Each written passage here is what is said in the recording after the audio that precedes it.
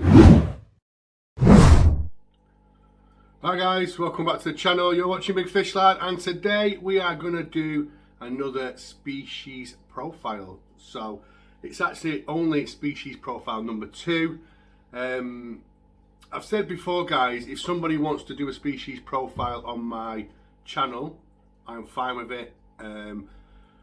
So the reason I set it up is because of a few reasons. I think that on YouTube, you know, when we have our own channels, we tend to just show our own stuff, and you know, I get to see a lot of other people's beautiful tanks, beautiful setups, and I'd love you guys to see that. Also, the other side of the coin is you've got people who are starting out on YouTube channels. You know, I know I got an opportunity with Graham at Aquarium Adventures, and I just know that it helps. So I mean, I've only got 1,200 odd subscribers, but if it gains somebody else a few subscribers, it's worth it. And I just think that we should help each other.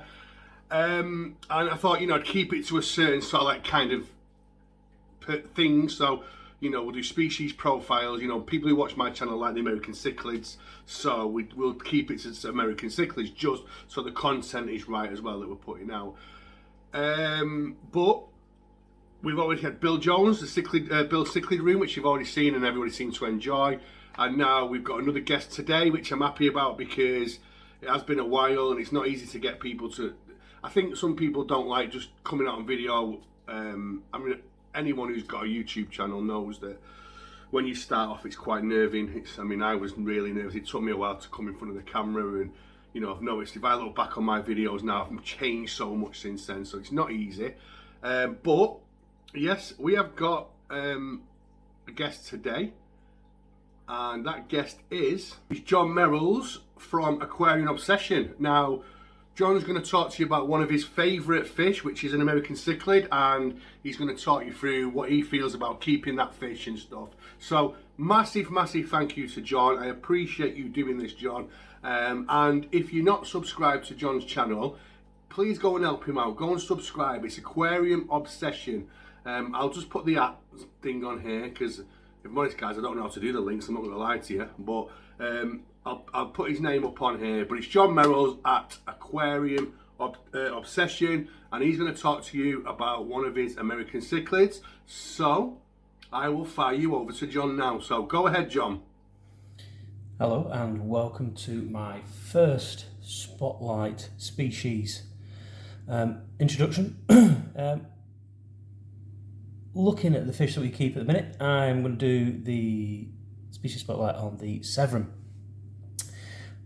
In my tank, I currently keep 3 different types of Severum. I've got some gold, red spotted Severums, both a male and a female, and I've also got 2 rock keels, again male and female, and I've also got 2 green Severums. The green ones seem to be the most common be found in the hobby, close followed by the goldens, and the rock keels, or red shoulder Severums, as they're also named. These fish are unfortunately labelled as the poor man's discus. I don't think that is particularly true. I think these guys are full of character. They've been a fantastic fish to keep. I've had them since they were the size of a 50p. And as you can see, the 2 that are coming to shot now are like medium-sized dinner plates. They actively nest and dig pits and so on. As you can see, the female that's in shot now, her top fin there is looking a little bit raggedy. Constantly scrapping with the male. That's just an unfortunate thing, really. No real damage is done to her, but yeah, they do enjoy a good scrap. So yeah, just going through a couple of different things on this particular species of fish. Really, the care that you sort of want to give these fish is standard, really. Fish keeping between 24-28 degrees Celsius. They actively take different types of food. I kind of mix mine up with, I use a lot of the hikari as dry food. but I also use a lot of frozen food as well, which I get from Maidenhead Aquatics in Wigan. Those guys there are absolutely fantastic. Can't get enough information out of them. They're absolutely brilliant. They're there at the end of the phone, when you go in store. Brilliant, absolutely fantastic members of staff down at the Wigan branch. But yeah, going back to the fish, yeah, they are quite mucky fish. They do tend to eat a lot and produce lots of waste. I'm lucky enough to have a tank that fits in my dining room. This particular tank is 8 foot. There's about 900 litres. Currently, filtration's powered by 2 FX6s. I've also got 2 J-bow wave makers as well, SW8s I think they are. And then between the 2 of those, they'll shift best part of 16,000 litres of water per hour. But yeah, the Severn fish, I absolutely love them. I always sort of bypassed them as when I saw them for sale previously. It was my partner actually who asked me to get the 2 Goldens, and ever since then I kind of fallen in love with them. The green male has just gone off in shot there. I actually rescued that one from Bury, a gentleman who was closing down his tank. It was a very malnourished fish, but he's coming to his own now. Fantastic coloration and so on. Same with the 2 rock keels. You can see the male there just hiding underneath the bogwood. I got those from a guy called Carl in Manchester. Again, I think they were in a tank where they weren't at the top of the food chain. They were. I mean, they're not aggressive fish, but unfortunately they can't usually fight off fish such as Jack Dempsey's, things of that nature, big Oscars, and they had quite a bit of damage on them. But now they've settled really well into this tank. Again, they go through courtship all the time. Don't seem to do a great deal. Never seen anything laid down anyway. But yeah, I can't get enough of Severums.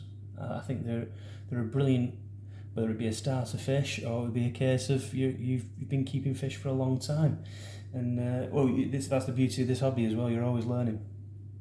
I've been keeping fish now nigh on 20 years. I still find myself scrolling through the internet looking at different species and where they're from, the native waters and so on, and I try to recreate that with my tank rather than use sort of plastic ornaments and things like that. I tend to use a lot of ogwood, which has plus points and negatives in the same. The tannins in the water, it's not something that I'm particularly keen on. I like my water to be very clear, crisp, so I use Purigen in my FX6s to keep the water clear. But yeah, the Severn fish, obviously it's my opinion on these fish, but I do genuinely love keeping Severn fish. They are fantastic. Apart from the 6 that I happen to have won't spawn for love nor money. No matter how many water changes I like to do and things like that, and provide places for them to spawn. They go through the rituals, but again, like I say, still not been successful in rearing any, which is a real shame, because I'd love to have some baby Severums and share the ones that I've got now. So yeah, thanks for taking the time to watch this short video. Hopefully it was short. I tend to rattle on a bit, but yeah, hopefully you get inspired to look into maybe keeping Severn fish for yourself. But yeah, thanks very much for your time. Take good care of yourselves, watch out for each other, and this may be the first of many. Thanks again. Bye for now. So that was John, and Aquarium Obsessions. Hope you enjoyed it, guys. I really hope you enjoyed it, and I hope we can get more people coming to do these species profiles. listen, there's no, you know, when they come, we'll do them.